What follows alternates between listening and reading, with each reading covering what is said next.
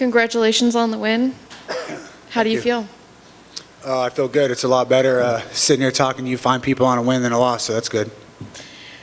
So going into a fight coming off a loss, is there that extra pressure where you have to perform, not just win, but you have to really show something special? That's my third fight in a row as a win, so that's good. But, even in my losses, I've proven that I'm going to get in your face and fight you till the end. I'm a guy that'll go out on my shield. I'm going to put you out on your shield.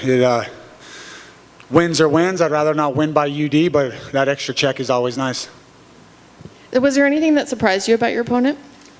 No, everything we worked on. Coach Tom's pretty diligent when it comes to film and what we're expecting, and Coach JJ and Arlene. Guy's a good kick, a good karate stance, fast in and out of the pocket, good hard kicks. I think he wrapped a kick around the side of my head that I was surprised didn't ring my bell a little bit more. But third round, he caught me with a hard shot, and I had to go on autopilot and find my way through the cobwebs and get my nose to stop bleeding or whatever. But all in all, my coaches did a great job of studying tape on this. We had a real fast turnaround from the Danny Roberts fight. A little bit different, more of a boxer on that end with the Danny Roberts and more speed or whatever. But this guy's kicks and ability to bounce in and out was good. So, I'm good in the clinch. I'm strong there. I was talking to the reporter earlier. I might not be winning muscle building contests, but I'm strong enough to keep guys down and hold them off me. So, skinny power or wiry or whatever you want to call it. I call it redneck strength, but it is what it is. Do you prefer going quick between fights, or do you like a little bit more time to relax and enjoy life? It just depends on how bad the car wreck was. Something like this, it's going to get back to the drawing board. And I got teammates who have fights coming up, so I have to get back and be a good partner to those guys, be a good teammate. We got Ty Miller going for Golden Gloves here soon. So, we got a lot of up-and-comers. If we watched anything on the show tonight, a lot of young guys coming up. This is my 50th pro fight, with boxing and Muay Thai and everything. So it's a great milestone in what I got going on in my career and where we're currently at, from sitting in a prison cell, back in 2009 and, to where I'm sitting at today. I couldn't be more proud of the way the road has turned, the windiness, the ups and downs. I'm proud to be sitting here. So what does a turnaround look like for you now? I know you just explained all the things you want to be doing, but what's that time frame like? I can't make that decision on my own. It's a team effort here, so I have to sit down, talk to my coaches, talk to my team, and go from there. We have other guys and gals getting ready for their own fights. So with the right time and the right discipline on everything, something will fall into place. Is there an opponent you have in mind? I know you're just saying now you want to talk to your coaches. I'm sure that's a decision you talk with them about as well. Damn, everybody we're watching tonight's good. I just want to get in good, fun fights. Even in my losses, like I said earlier, I've always been in fun fights, whether I went out on my shield or I lost split decisions that I should have won. They've all been fun, and, it's just on to the next person. Thank you. Thank you. Speaking of that,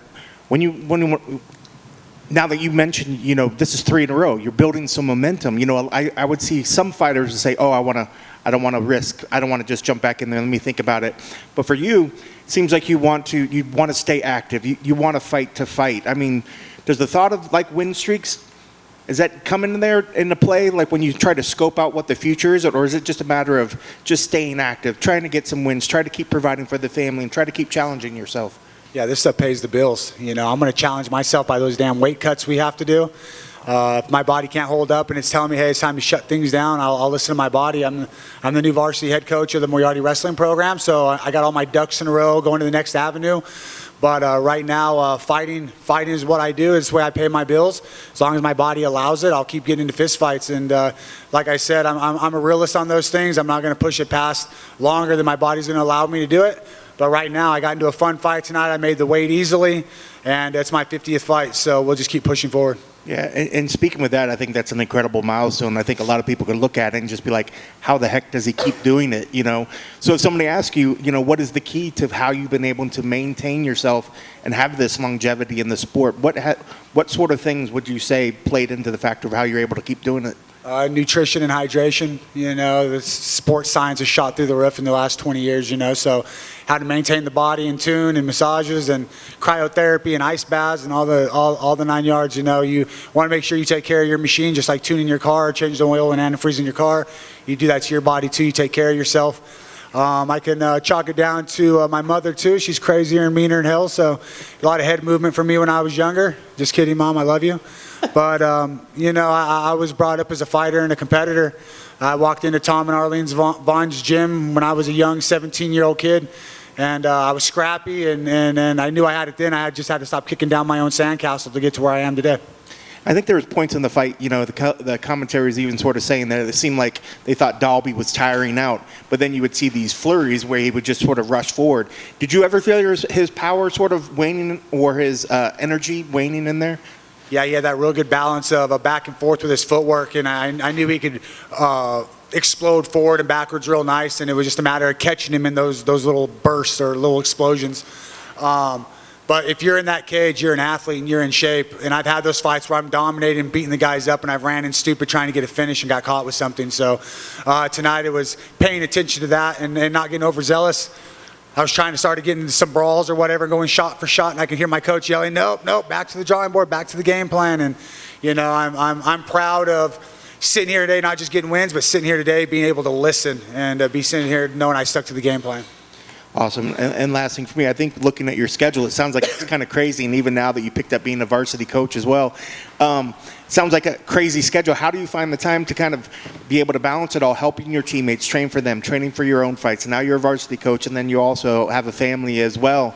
And how do you keep the balance for all that? And what's the biggest thing that your varsity maybe team tries to ask you? Maybe do they bug you about fighting all the time when you're in there? No, the kids are great kids. I think if it did anything for me as a coach and what those kids had to go through in New Mexico, we've been locked down from COVID.